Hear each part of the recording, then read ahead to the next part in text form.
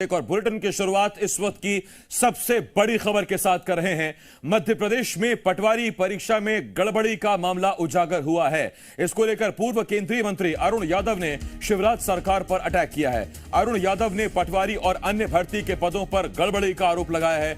Group 2 और सब group 4 के रिजल्ट पर भी सवाल उठाए गए हैं। मेरिट लिस्ट जारी कर अरुण यादव ने पूछा है कि 10 में से 7 टॉपर्स ग्वालियर के एनआरआई कॉलेज के हैं, ये कैसे हो सकता है?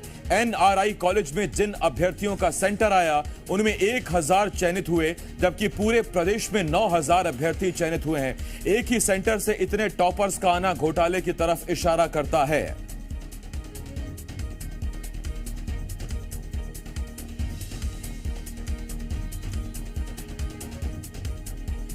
तो बड़ी खबर इस वक्त हम आपको बता रहे हैं, बहुत आसान शब्दों में आपको पूरा मामला समझाते हैं। पटवारी भर्ती परीक्षा ग्वालियर में एक सेंटर पड़ा, एग्जाम सेंटर एनआरआई कॉलेज। इस एनआरआई कॉलेज में जिन जिन अभ्यर्थियों ने परीक्षा दी, पूर्व केंद्रीय मंत्री अरुण यादव का आरोप है कि पूरे प्रदेश में 9000 छात्रों का सिलेक्शन हुआ ग्रुप 2 और सब ग्रुप 4 के लिए, और उन 9000 छात्रों में से 1000 छात्र अकेले इसी सेंटर के चुन लिए गए। 10 में से 7 टॉपर्स इसी सेंटर के अभ्यर्थी चुने गए। ये कैसे हो सकता है? अरुण यादव ने यह सवाल उठाया है और इसे अब कांग्रेस व्यापम 2 करार दे रही है। इसे व्यापम जितना बड़ा घोटाला बताया जा रहा है। और यह लिस्ट हम आपको दिखा रहे हैं। अरुण यादव ने ट्वीट किया है और अरुण यादव ने ट्वीट कर उन तमाम एडमिट कार्ड्स को भी जारी किया, उस मेरिट लिस्ट को भी जारी किया, जिसमें आप साफ साफ पढ़ पा रहे होंगे एनआरआई कॉलेज ग्वालियर। तो सवाल सबसे बड़ा इस वक्त यही उठता है जो अरुण यादव पूछ रहे हैं। वो सवाल यह है कि एक ही एग्जाम सेंटर से पेपर देने वाले अभ्यर्थियों का इतनी बड़ी तादाद में सिलेक्शन कैसे हो सकता है? इसका मतलब पूरे प्रदेश में अगर 9 छात्रों का सिलेक्शन हुआ तो उसमें एक एनआरआई कॉलेज का था, यानी कि 9000 में से अकेले उस सेंटर से ही 1000 अभ्यर्थी थे, जबकि टोटल 10 टॉपर्स में से 7 टॉपर उस एग्जाम सेंटर से थे जो ग्वालियर के एनआरआई कॉलेज में पड़ा था। यह लिस्ट हम आपको दिखा रहे हैं और इसे मध्य प्रदेश में एक और बड़ा घोटाला कांग्रेस बता रही है।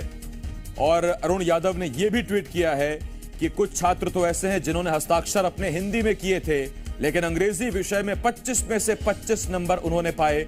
और ऐसी संख्या कोई 1-2 नहीं बल्कि बहुत बड़े छात्रों की संख्या है जिन्होंने हस्ताक्षर हिंदी में किए, लेकिन अंग्रेजी में उनके 25 में से 25 नंबर आए थे।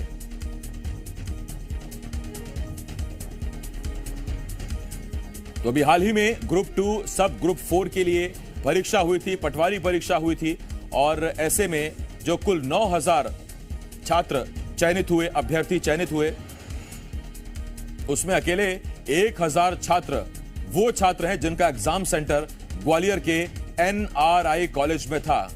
तो क्या नकल हुई है, नकल कराई गई है? कोई गिरोह वहां बैठा था जिसने ये नकल करवाई है? कोई पेपर लीक हुआ जो उसी सेंटर के छात्रों के पास पहुंचा था? ये वो तमाम सवाल हैं जो इस वक्त इस बड़ी खबर पर खड़े हो रहे हैं। लेकिन अपने आप में बहुत बड़ी खबर है। मध्य प्रदेश में हाल ही में ग्रुप 2 और सब ग्रुप 4 के पदों पर हुई भर्ती, पटवारी भर्ती में बड़े घोटाले का आरोप पूर्व केंद्रीय मंत्री अरुण यादव ने लगाया है। आकाश द्विवेदी, जी मीडिया संवाददाता, इस वक्त इस बड़ी खबर पर हमारे साथ जुड़ रहे हैं।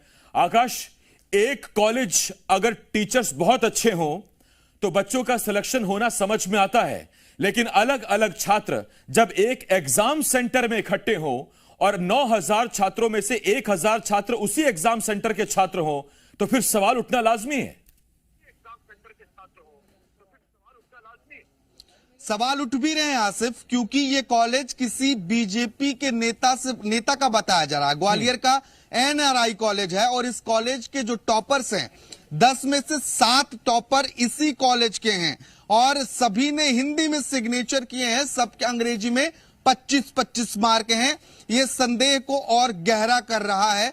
इसी आधार पर इस पूरे मामले की उच्च स्तरीय जांच की मांग की जा रही है। प्रदेश भर में 9000 बच्चे और 1000 बच्चे सिर्फ एनआरआई कॉलेज से ही चयनित हो जाते हैं।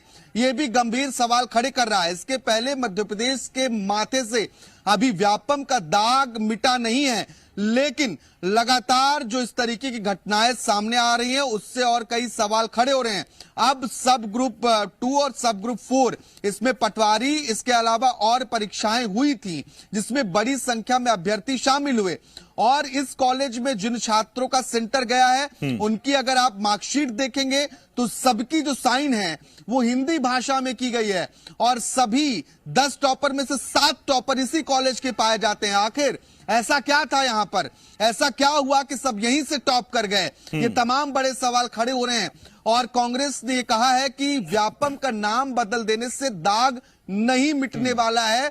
इस मामले की भी उच्च स्तरीय जांच कराई जानी चाहिए क्योंकि इस मामले में भी घोटाला हुआ है और आरोप तब और संगीन हो जाते हैं जब कॉलेज किसी बीजेपी नेता का बताया जा रहा हो, क्योंकि लगातार कांग्रेस इस मामले को लेकर छानबीन कर रही है और अलग अलग अभ्यर्थियों के प्रवेश पत्र भी निकाले गए हैं। मेरिट लिस्ट के आधार पर कई सवाल सरकार से पूछे हैं। आकाश, क्या संभावनाएं नजर आती हैं? पर्चा लीक हुआ था और वो सिर्फ उसी कॉलेज के अभ्यर्थियों तक पहुंचा। उस कॉलेज में जो अभ्यर्थी पहुंचे थे उनको खुलकर नकल कराई गई या नकल करने की छूट दी गई या कोई और वजह निकलकर सामने आ रही है? देखिए